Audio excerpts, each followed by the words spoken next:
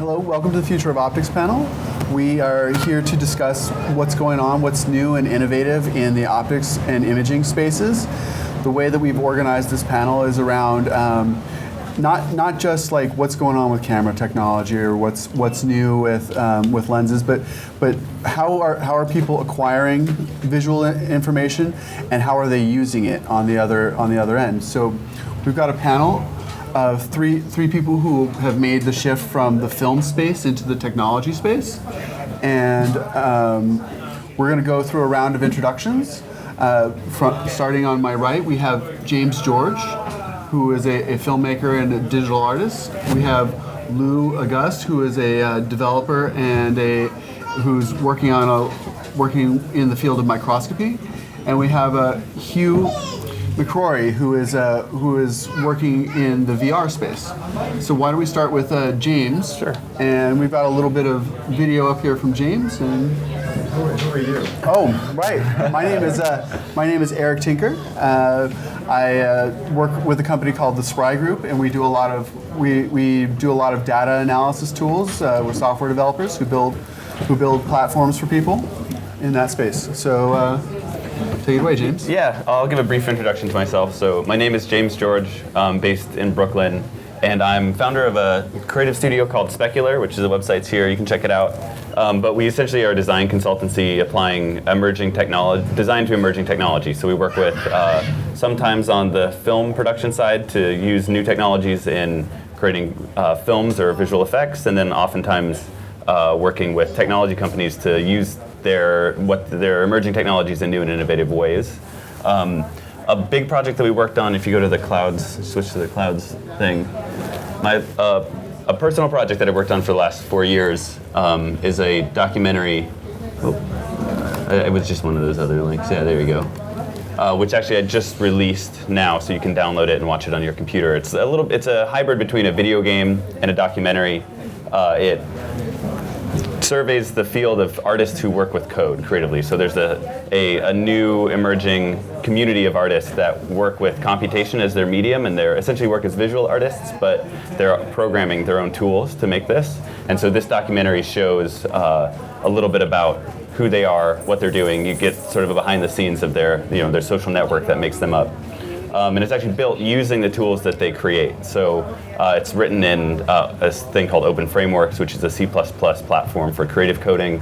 And it features artwork that's actually made by them, so you can see it. So it functions as a virtual exhibition of sorts. And as you view the documentary, you can select questions or navigate to different areas based on your interests. So there's a large corpus of data there. It's like a database of interviews over 10 hours that you can browse and find what you're interested in. And it was shot in a unique way, which I'll actually switch to the other as that video chokes along. And this is mostly what I'll be talking about today, which is the depth kit. So Clouds was shot using a 3D scanning technology that we've been working on called the depth kit, which is really a mashup between readily available depth sensors that are used to do video game. They're used as a video game controller, so you've commonly found on the Microsoft Kinect. And then mixing that with an SLR camera, you can create this type of volumetric video that sort of natively exists in 3D. So it's a little bit like computer graphics because it's sort of a Pixar sense because it's three-dimensional imagery where the camera perspective can be chosen and is rendered using algorithms. But it's also very related to photography in a traditional sense because there's a physical relationship to the image in the world where you're actually taking pictures in 3D.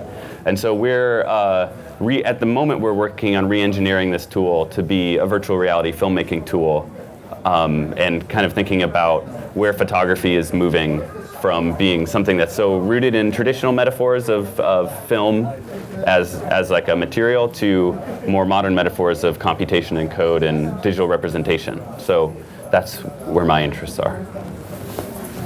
Very cool. Lou? Hi, my name is Lou Auguste, and I'm a software developer, and I run a development company. So we're based out of Brooklyn as well. What we've been looking at is this problem of how do we allow people to send slides, medical slides, to look at? Because right now, around the world, there's a shortage of pathologists, which are the doctors that diagnose illness. And so specifically we're working in Haiti. We started the project there. And in a country like Haiti, there's 10 million people in a country, yet only 5 pathologists in the whole country. So we were looking for a low-cost way to allow the people in the lab to send the slides to doctors outside of Haiti. So we started using cell phones attached to microscopes. So we developed a way of attaching a cell phone to a microscope, using that smartphone to register all the data on the slide, and then to send that data for diagnosis. So this is really important because as we look towards the future, we think, well, most diagnostics will probably be done by a computer. Computer-assisted diagnosis is going to become more prevalent. And so you need a way to take a biological specimen and to encode that into a language that a computer can look at and make a diagnosis from. And so that's what we've been working on, and we've gotten the cost down. It's really cheap now. A machine that used to cost $30,000, now with a cell phone and our device, it's about $2,000. You can accomplish the same thing. So that's really our goal, is to make microphones smarter by using smartphone technology. Hi, I'm Hugh McCrory. Originally from Ireland, I ran a film and animation company there, and now based just like these two guys in Brooklyn. And I've come through film, animation, analog to digital, and now moving out into the virtual reality space. And I first got interested in virtual reality because I was totally frustrated by people making films and people watching them on a cell phone. And virtual reality, in a sense, turns a cell phone into a cinema, and gives the image the kind of resolution and immersion that everyone had been waiting for. And my specific interest at the moment is really looking at virtual reality as a new interface, rather than just a cinematic interface or an interface for games, looking at it particularly for data visualization and for a much better way to display and navigate information of all kinds. So specifically, my interest in VR is liberating content and information from having to use a 2D screen and a mouse and click tabs and open windows and find information that way.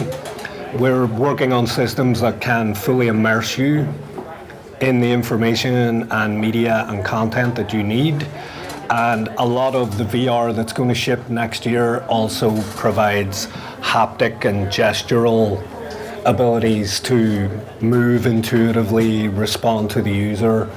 So my specific interest in VR is VR as the display and navigation technology that we've all been waiting for.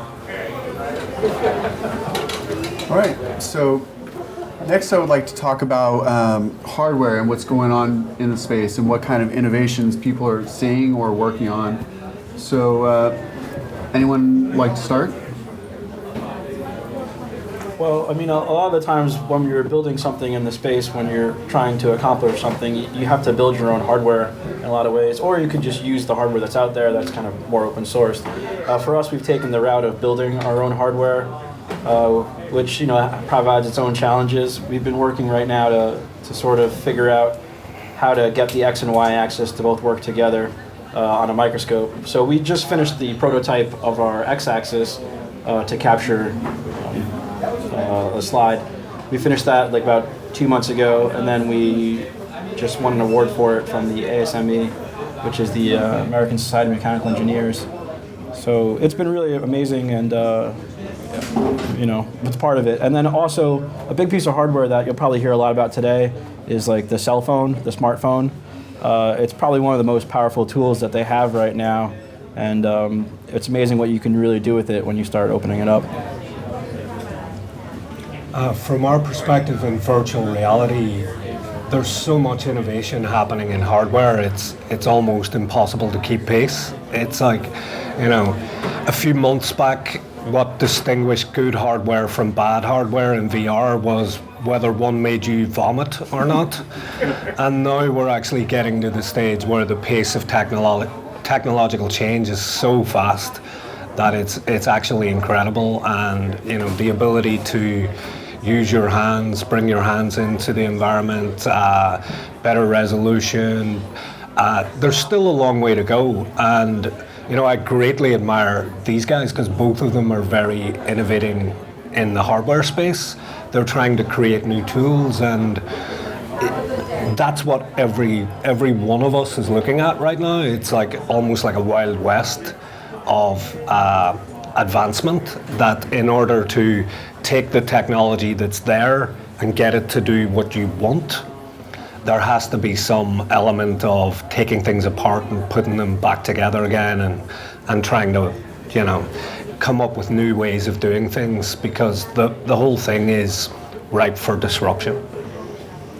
Yeah, I mean, with the work that we're doing, we kind of see a gap between hardware that's developing. So there's a lot of new types of camera systems. Like, you can look around Adorama, it's like new cameras emerging all the time. They're smaller, they're higher resolution. And then on the other side, there's things like Hugh's talking about, like different display technologies coming up, like new ways to consume images. So you've seen things like the Oculus Rift for virtual reality. Now there's cardboard, so you can put a cell phone on your face to see this stuff.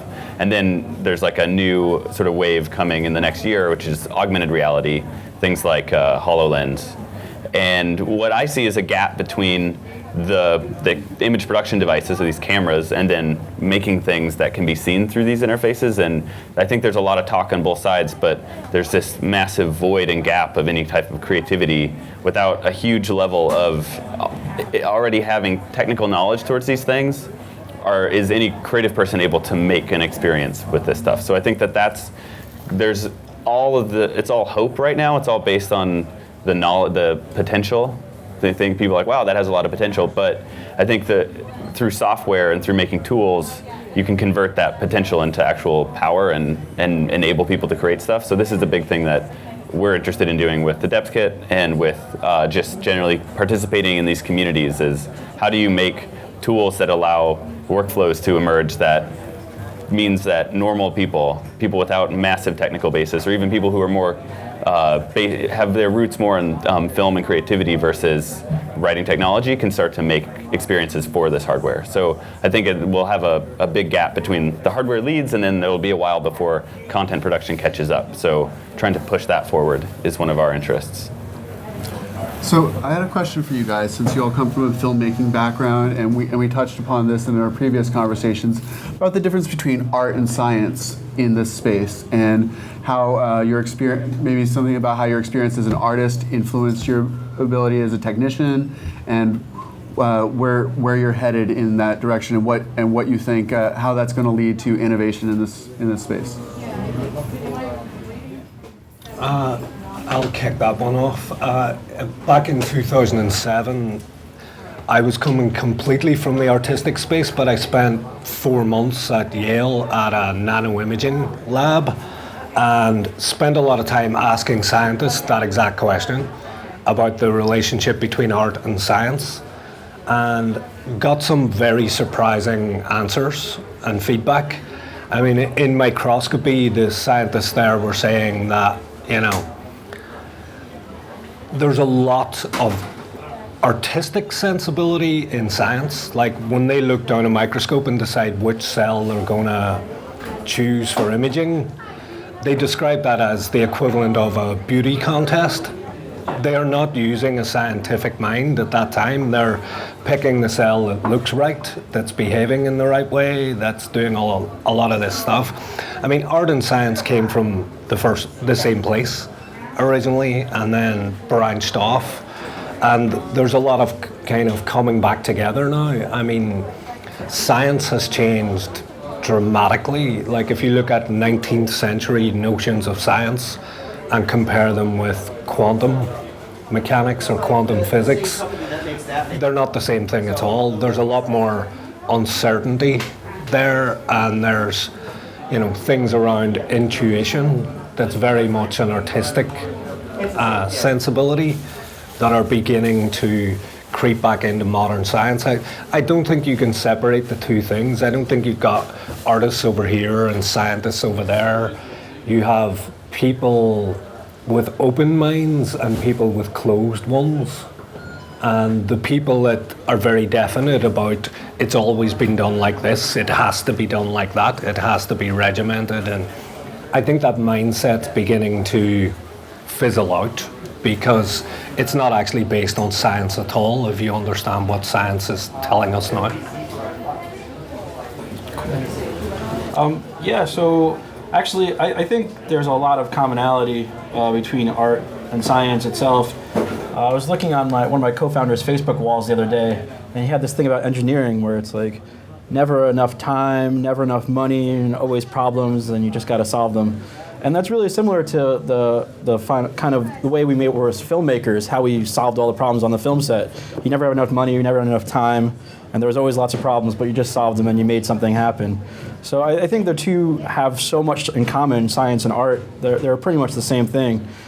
And when it comes down to it, it took kind of like my own kind of artistic background to look at the problem that everyone was trying to solve and realize, well, they're using it was a 9 megapixel camera inside this giant device.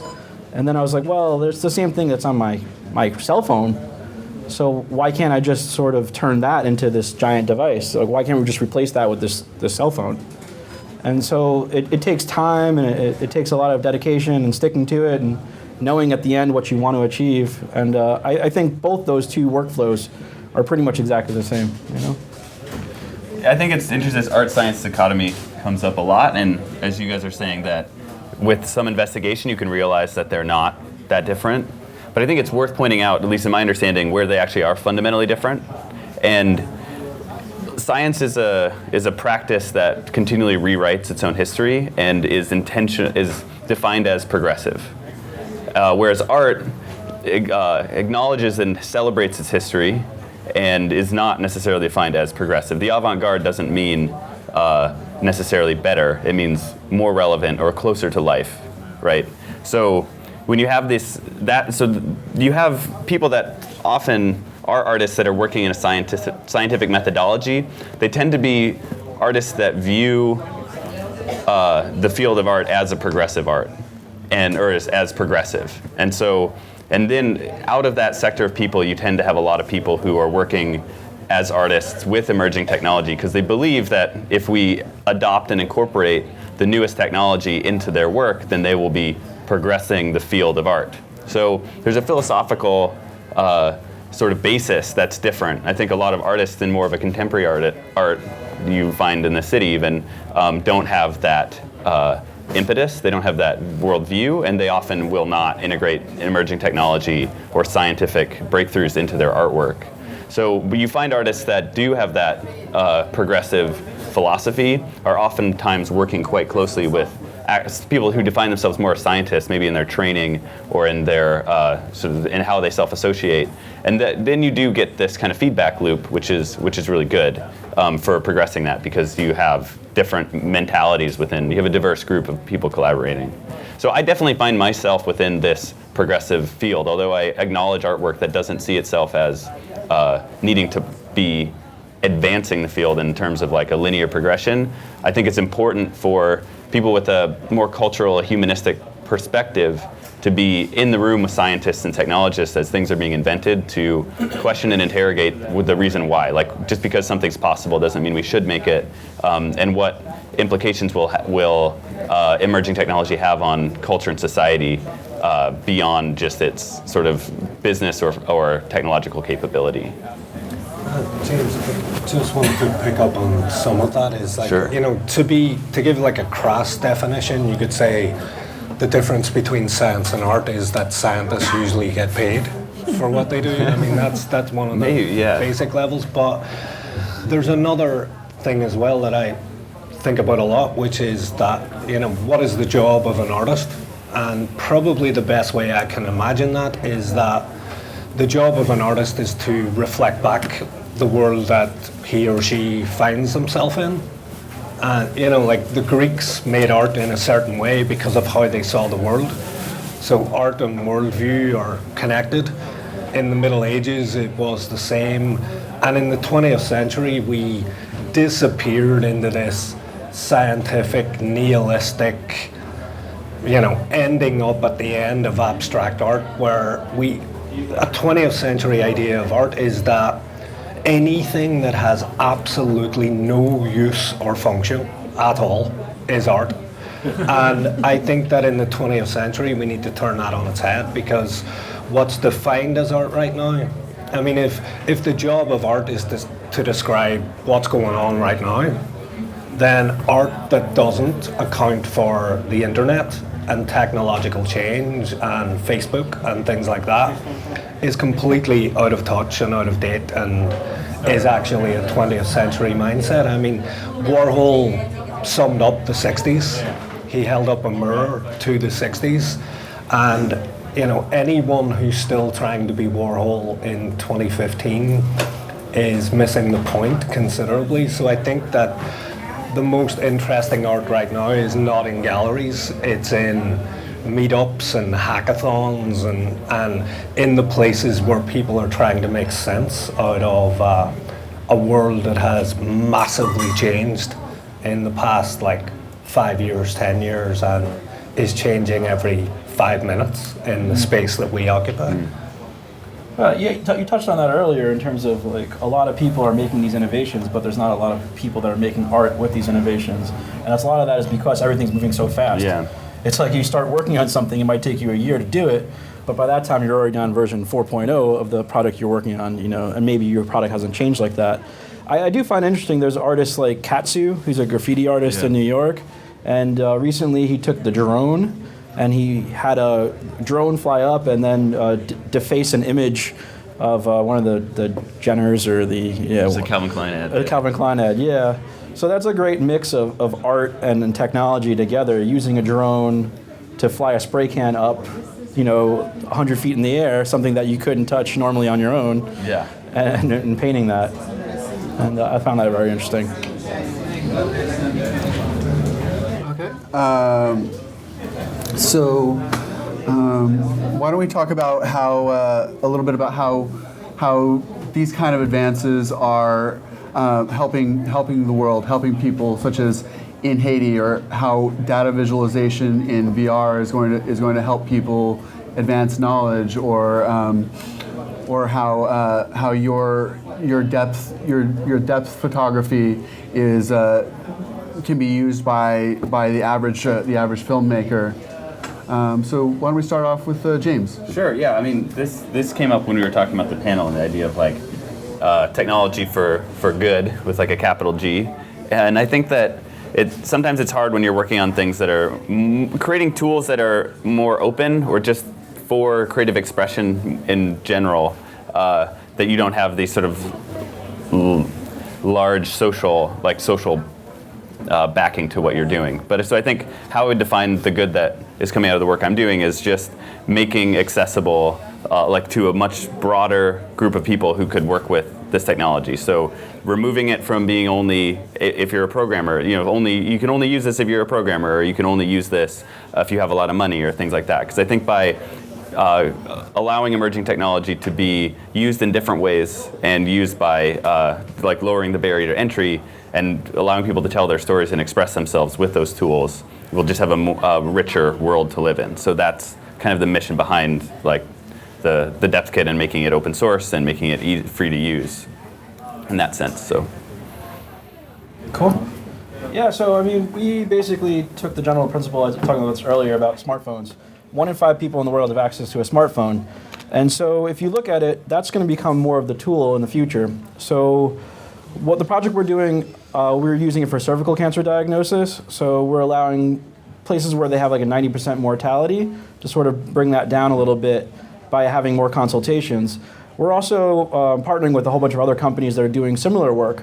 One of the projects I found really interesting was a company out of Spain right now who's developing software that will be able to detect malaria, sort of using the same stuff we're doing, using smartphones connected to microscopes, and then using our devices to sort of move the slide around, you'll be able to detect malaria.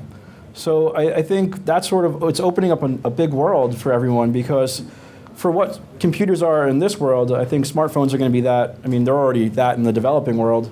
And I think the next 10 years, we're going to see so much more innovation in smartphones. And I think it's really probably going to replace most computers in a lot of ways. From my point of view, why I'm so interested in data is because data is everything right now. Like Facebook is a data company, Netflix, you could argue, is a data company, Google is obviously a data company. It's the currency of everything, and it's an old cliche that information is power, and we're very interested in seeing how we can use VR as a means to giving people access to the insights and decision making and speed of all of that comes with data, and taking data just from the world of scientists and engineers and making it available. And look at who has VR data displays right now. It's in popular fiction, it's Tom Cruise in Minority Report, and it's Iron Man. Data, in a sense, is like a superpower that people are not being given access to. Your access to your Facebook data stops at the screen. You can't see, oh, I introduced these two people and then they got married 2 years later and that was because of me. You have no access to your data or your insights at all. So we're very interested in enabling that. And also when people say about, oh, how are we going to make all this content for VR? I'm like, how are we going to take all the content we already have, Facebook, LinkedIn, all that stuff and all that digital stuff, and make that available in VR? So, instead of starting from scratch in closed systems, we want to open it up to see it as a new interface for your digital stuff. Okay, so do you guys have any insight into the difference between the commercial applications for the consumer market versus the prosumer professional market? James? For the technology that you're building, do you see it more as like a tool for professionals or a tool for a person who just wants to go make a YouTube video in their bedroom? Yeah, I think it starts off being a tool for professionals, just because of it takes a lot of persistence to learn how to use an emerging technology to create any kind of piece of media. But the hope is that it scales downwards. And one of the things that we're struggling with is that there isn't that many different sensors and things like this to start making films in this way. But if they were to be released on smartphones or like become part of a piece of technology that everybody has, so like if there were a depth sensor on the back of an Apple phone, then it would be something that, we could become much more open, like much more ubiquitous. And then we'd want to scale to that to allow people to make things that way. But yeah, for now it's like really a professional product or professional tool or prosumer. I think immersive filmmaking, sort of this VR filmmaking, is one of the coolest things. One of my friends was out at Sheffield Doc Fest, and the documentary that won Best Documentary there was this documentary about, I think it was Syria, where you can go inside the camp and you were in VR, so you could actually kind of understand it. And it's interesting right now because there are definitely two kind of developments going on. You got Cardboard, where she's using the smartphone, so that's very much $12. You already have something in your pocket that was going to power it. And then you've got Oculus, which is about $1,500, a little bit more pricey, definitely a better experience. But I like the way it's becoming sort of accessible for all, and the ability to be somewhere. Like I got Cardboard the other day, and I was just flipping around with Google Maps, and you could be inside the map. And I was at the one that was in Paris, and you just look up, and there's the Eiffel Tower right there. And it's just sort of a really cool. I mean, it feels so futuristic when you sort of start using it. Yeah, I mean, for me, I'm very happy to see the difference between professional, prosumer, and regular folk begin to melt away. I mean, it's something like a lot of this stuff has been, for want of a better word, policed for a very long time. Creativity, it's like to make a film costs so much money.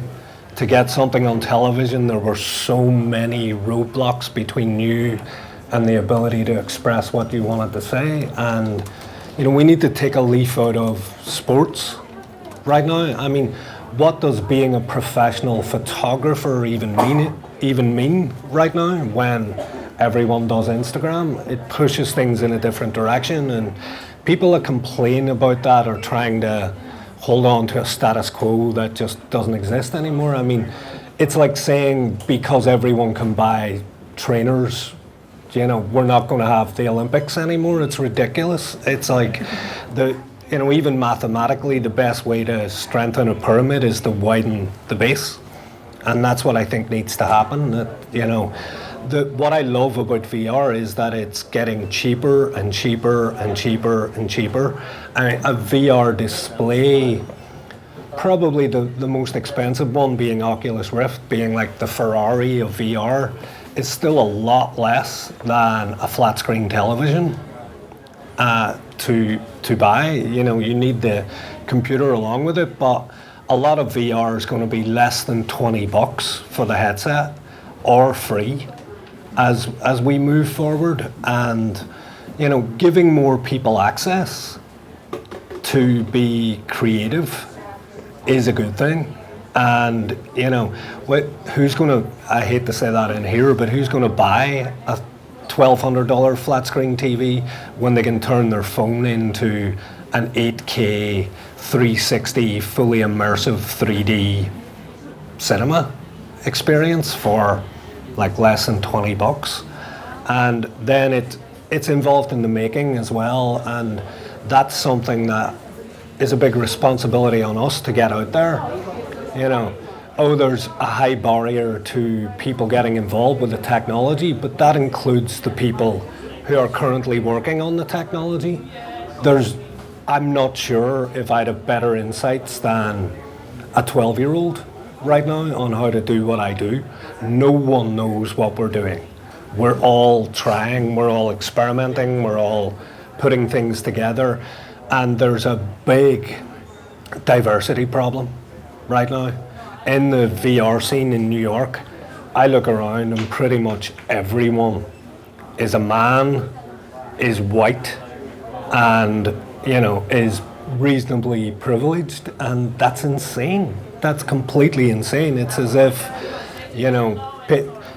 we need to do a much better job at giving people access to a revolutionary new technology for creativity, because there shouldn't be anything stopping them. There's no need to keep replicating the same power balance, the same stories coming through, hearing from the same people all the time. New York's a very diverse city, but sometimes technology in New York, you're like, where did all the women go? And where did why is everyone white in here? Is a very good question to ask at these things, because that's going to have to change. Yeah, I think that diversity comes when your culture becomes more diverse. And I think right now that you have stuff that's really based in technology and invention, and that kind of culture engenders oftentimes a very insular, elitist, white male culture. And then if you look at technologies that have transcended that, so like look at YouTube, which lots of cultures all over the world, there's a great diversity there. It's because they stop being about the technology and start being about how you're connecting with other people, and how cultures start to grow organically in those spaces. So I think we need to support vernaculars emerging within these communities where the people who are inventing it or trying to push it can step back. And then it'll create a vacancy for natural diverse cultures to grow up in that, and also being part of facilitating that as someone who's inventing it. Both of you guys are doing that by making it cheaper and cheaper and cheaper all the time, and that's hugely important, because why is soccer such a world-loved sport? Because the barriers to entry are so small. You just need a soccer ball, and that's why you get some of the most incredible players in the world coming from the most poor, underprivileged, deprived kind of areas, and we need to encourage that, but it's all to do with price. If it keeps getting closer and closer and closer to free, it removes a lot of the barriers that are there, and then we can start to, get interesting. So one of the things that was an experience I had. So last week was the year that, or the week that all of the schools have their end of the year showcases. So we have two children who are two different schools. So we attended a whole bunch of them last week. One of the things that you see when you go to these things is that at least 50% of the parents pull out a tablet, pull out an iPhone, and start filming, and they're watching their children through the device. Their children who are right there in front of them. They're staring at the device so that they can record it for later, which they may or may not even watch later. And they hold it up, or they'll stand up in the front row in front of all the other parents. So if you chose not to watch it through the device, you have to watch it through someone else's device because they're in front of you. And we get a lot of people complaining about social media and the devices and stuff like that, because you'll be out at dinner and you'll be looking at your phone rather than the people that you're at dinner with. So as technology becomes more and more immersive, do you think that there will be a trend to continue to disconnect us from interpersonal interaction, or do you think that there will be a peak where we'll get past a certain threshold where the technology will become so unobtrusive that we will then reconnect and maybe even have stronger connections because we'll have all this extra information available to us during these interactions? Maybe our avatars will get so much like us that we all live in VR together, and we'll once again relate on that same level again. Indeed. I think it's important to kind of cut off your technology at some points. Like when you're eating dinner with somebody, like don't look at your cell phone. It's like basics of technology. I think that it's funny because if people were properly using things like Snapchat or Instagram or whatever, it requires you to make a very small clip. So you don't need to have your camera up the whole time. Just get like 15 seconds, 20 seconds, and then put it away and enjoy it again. So I think there is a way to enjoy life and enjoy technology at the same time, but it requires you sort of making decisions like, I'm only going to cut this last scene because I know my kid's going to be in it, and that's all I really need. And then I'll put it away so I could watch and enjoy the whole rest of the event. But that's just on the interpersonal social level of people having too many devices. Once you go to another place or another country where people aren't doing that, then the device becomes essential to your banking, to your health diagnosis, to knowing anything about your life, or to keeping in touch with other people. So it does provide such a really powerful tool for communication, and it does provide a good way of distraction. And it's your choice to be distracted or to not be distracted by it. Yeah, and it's about social norms, this emerging with the technology. Like you've had a negative experience, and that a lot of people are sharing that negative experience, and it will resolve into people being like, oh, maybe we shouldn't do that now. Like a big thing happened recently with Periscope, and I was at a conference, and this was the first year where from anybody in the audience could stream the entire all of the talks just to the internet to an audience.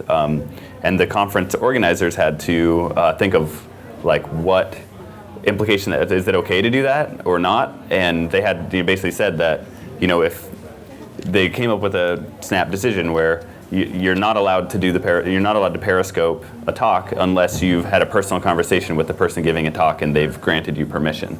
Now that's essentially impossible to do with most of these conferences, so it sort of cut it off. But the fear too was that the conference puts a lot of work into making nice videos and publishing them a few months after the conference happens, and that way that it's sort of the release of publicly of the conference is that.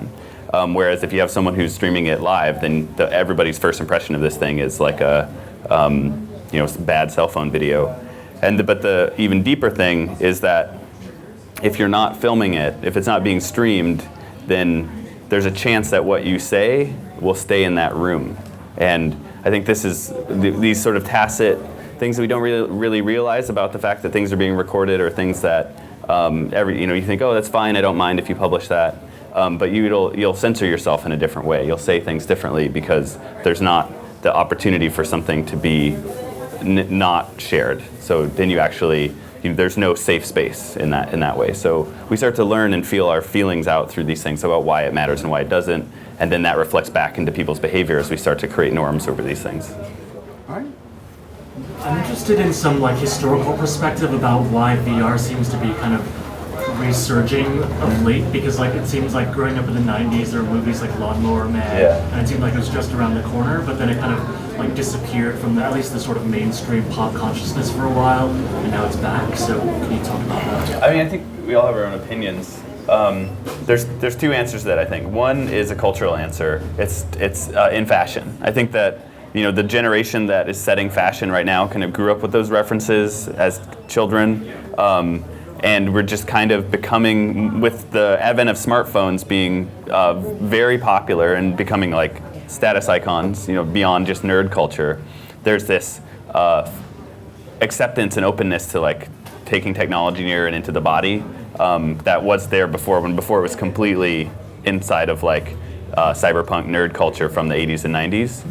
So that's the kind of the cultural reason why it's a fad and why we're sort of conditioned for it to being a fad.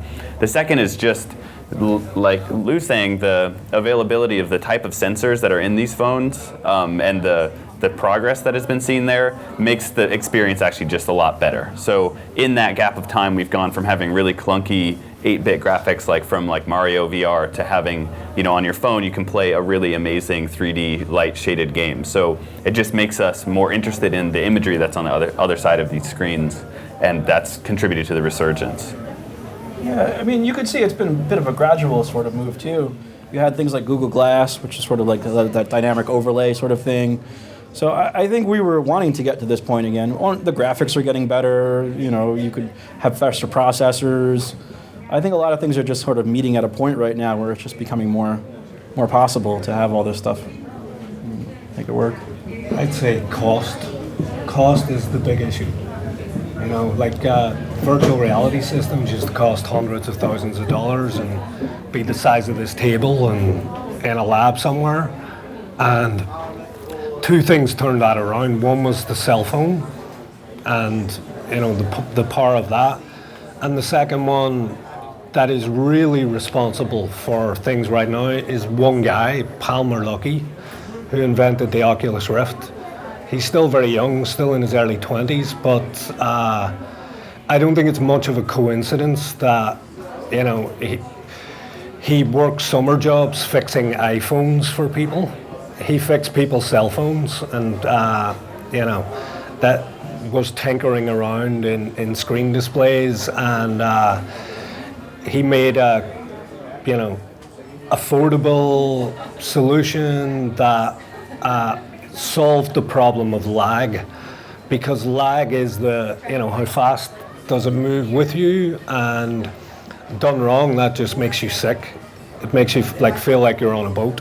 So the big difference between old systems and new systems are, faster graphics processors, better screens, all of that stuff, and the fact that we all carry basically a computer in our pocket on our cell phone is the reason for the big upsurge, because it was always there, just like a lot of the systems that Lou's trying to innovate have always been in big expensive hospitals and laboratories, but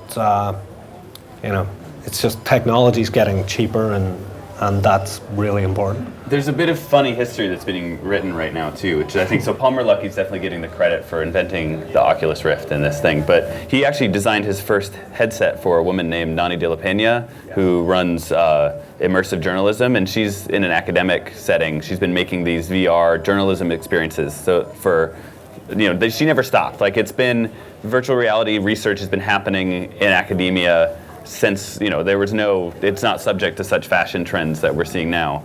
And so Palmer was her studio assistant when he was a teenager.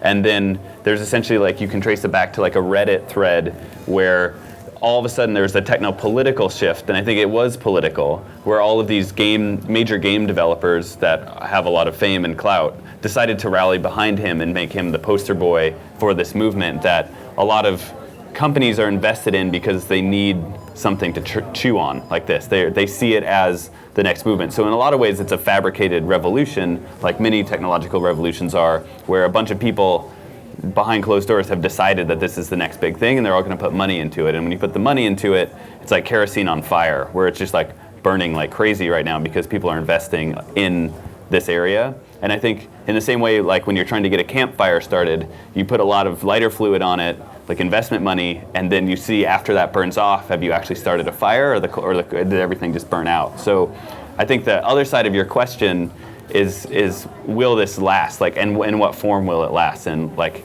will there be another .com-esque bubble, even though maybe not at that scale, around all this immersive technology? Or in the end, maybe in a year or two, we'll realize it's just not that interesting, and we'll go back to how things were for the most part, or it'll find itself in some niche and not be ubiquitous. And I think that we shouldn't take it for granted that it's going to be like this, because we get to decide what we want to do with technology. We get to decide if we like it or not. And I think the jury's still out on whether all this AR, VR stuff is worth it, is interesting.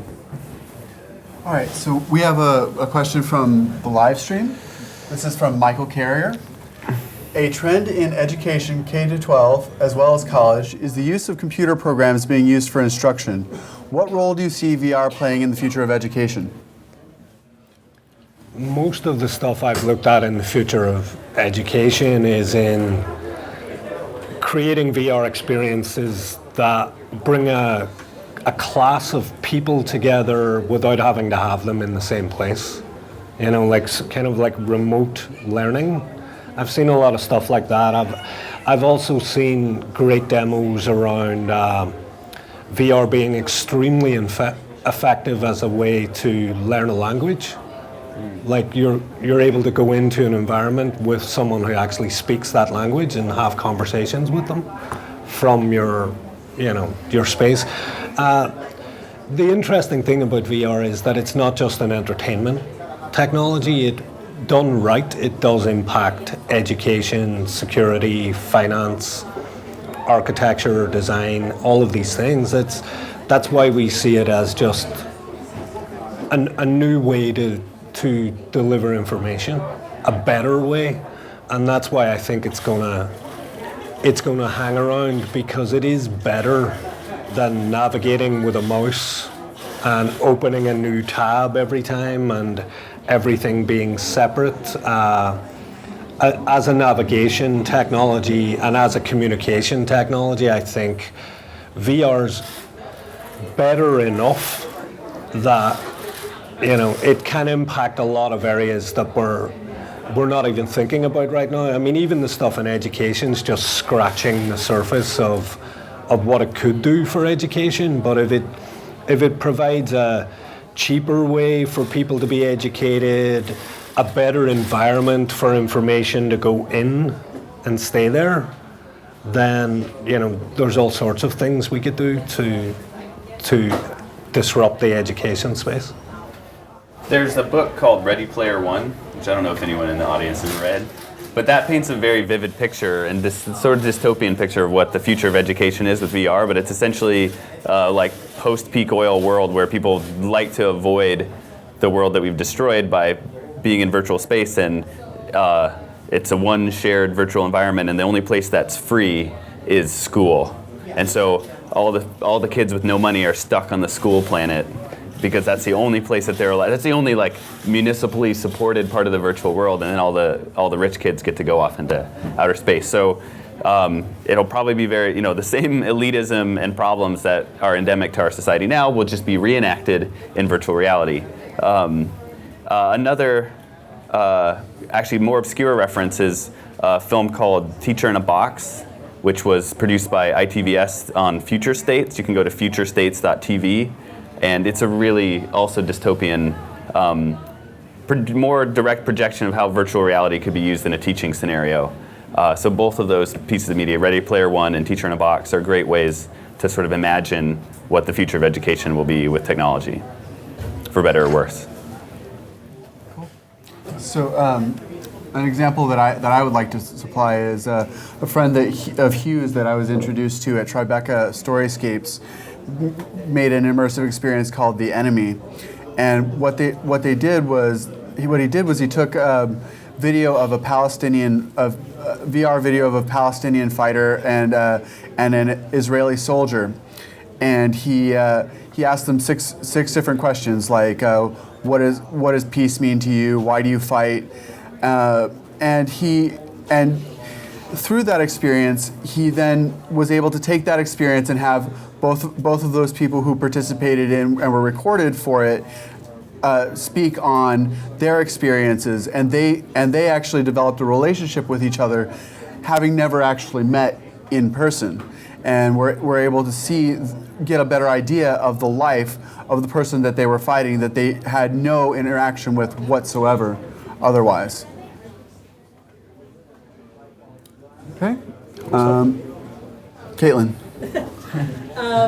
I would just be interested for each of the panelists to talk about one project or initiative that's using new technology, new hardware, new formats to explore optics and interactivity that really excites you about the potential, and you would recommend to someone who's entering the space for the first time, just to get a sense of it. For me, beyond the enemy that we just mentioned, there's a project called Be Another, and it's Be Another Lab. You can find it on the web, and Be Another is very simple but incredibly hard-hitting. It uses Oculus Rifts with cameras attached, and it lets two different people get the experience of looking through the other's eyes and being in the other's body. So they're doing stuff with, a man getting the experience of a woman, a young person with an old person, an able-bodied person with a disabled person. And the result when people take the headset off at the end it's mind-blowing. It's really transformative. I mean, when you think about empathy, the dictionary definition of empathy is pretty much seeing through another's eyes, or feeling like what it's like to walk in their shoes. And VR sometimes gets called the empathy machine. I don't know if that's played out or it's a great description, but it genuinely has the ability to take you out of your reality and replace that with someone else's reality, and that can be very, very powerful and transformative. I like Prakash Labs out of Stanford.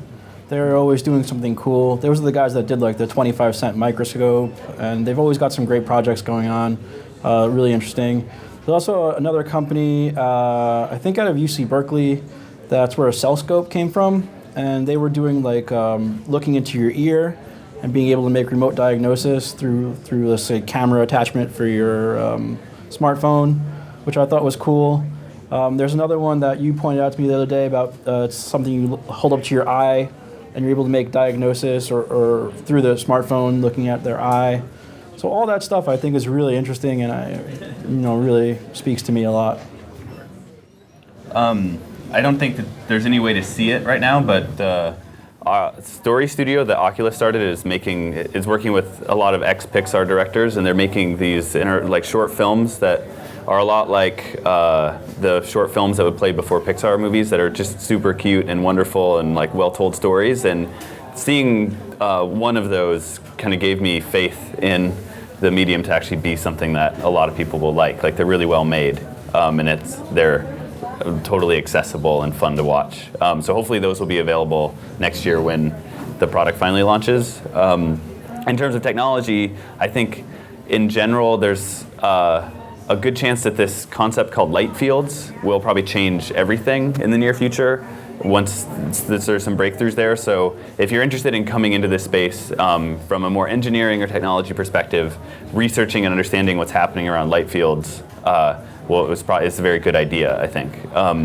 The most notable use of light fields right now is this thing called the Litro camera, which advertises it can change focus after the fact, but that's a pretty pedantic example of the power of the field. So research that. It's a cool concept. It's used as both a projection and a capture technology.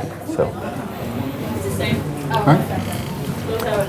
Okay, are there any further questions? Yes, sir. One of the challenges with, immersive and transmedia projects is communicating to people what the technology is, I find.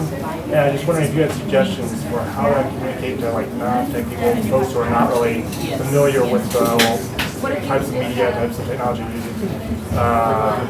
Basically layman, how to communicate it effectively, and also maybe things not to do. Yeah, well, I think a good thing is to show, not tell sometimes, and hopefully if you're making it, in terms of talking about transmedia or interactive storytelling, things like that, sometimes it's a crutch to want to explain how it was made because you failed to actually make something that is just intrinsically interesting. So I feel that failure a lot, and that's something I want to transcend.